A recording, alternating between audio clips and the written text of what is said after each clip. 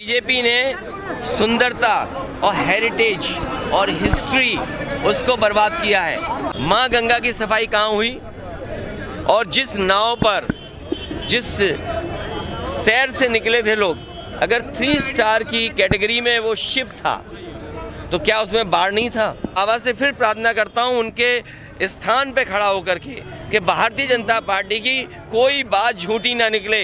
अगर उन्होंने ये कहा है कि 20 लाख करोड़ का इन्वेस्टमेंट आएगा तो मैं बाबा से कहूँगा कम से कम 20 लाख करोड़ में 5 लाख करोड़ इस काशी को भी मिल जाए। समाजवादी सरकार में भी पहले कैबिनेट के जो फैसले थे कॉरिडोर को लेकर के, मैं समझता हूँ आप जानते होंगे कि जहाँ पर लैंड एक्विजिशन होने का काम शुरू हुआ था। सभी धार्मिक स्थलों पर कॉरिडोर का निर्माण उन्होंने करा रहा है। देखिए, समय समय पर राजा महाराजाओं ने और कोई जो भी सरकार रही है समय समय पे सुधार किया है, लेकिन बीजेपी ने सुंदरता और हेरिटेज और हिस्ट्री उसको बर्बाद किया है।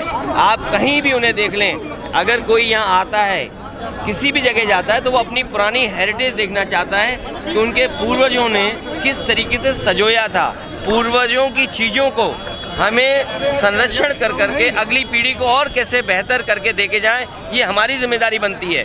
क्योंकि जब मैं दर्शन के लिए निकला, आपको याद होगा बाबा के पास एक बहुत ही प्राचीन वृक्ष था, वो किसने गिरा दिया? तो ऐसी बहुत सी चीज़ें हैं जिन पर उंगली उठाई जा सकती है, लेकिन अच्छा काम करते रहना चाहिए। और सवाल ये है कि जो हमारे धार्मिक स्थानों पे अगर इंफ्रास्ट्रक्चर बेहतर होगा तो चीज़ें अच्छी होंगी। लेकिन माँ गंगा की सफाई कहाँ हुई? और जिस नाव पर जिस सैर से निकले थे लोग, अगर 3 स्टार की कैटेगरी में वो शिप था तो क्या उसमें बाढ़ नहीं था? और माँ गंगा की सफाई बिना और नदियों की साफ नहीं हो सकती। गोमती नदी को साफ होना था, इन्होंने सफाई रोकी है। वर्णा नदी की सफाई हो रही थी।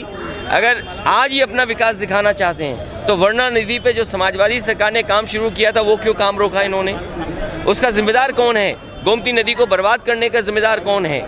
यमुना नदी को बर्बाद करने का जिम्मेदार कौन है? ये बीजेपी के लोग हैं जिन्होंने और नदियों को बर्बाद किया है। जो इतना बड़ा आयोजन इन्वेस्टमेंट मीट हो रही है, हमें खुशी है कि इन्वेस्टमेंट आए। मैं बाबा से भी प्रार्थना करूंगा कि बीजेपी के लोगों की कोई बात झूठी ना निकले। मैं बाबा से एक बार फिर प्रार्थना करता हूँ, एक मिनट, मैं बाबा से फिर प्रार्थना करता हूँ उनके स्थान पे खड़ा होकर के कि भारतीय जनता पार्टी की कोई बात झूठी ना निकले। अगर उन्होंने ये कहा है कि 20 लाख करोड़ का इन्वेस्टमेंट आएगा तो मैं बाबा से कहूँगा कम से कम 20 लाख करोड़ में 5 लाख करोड़ इस काशी को भी मिल जाए।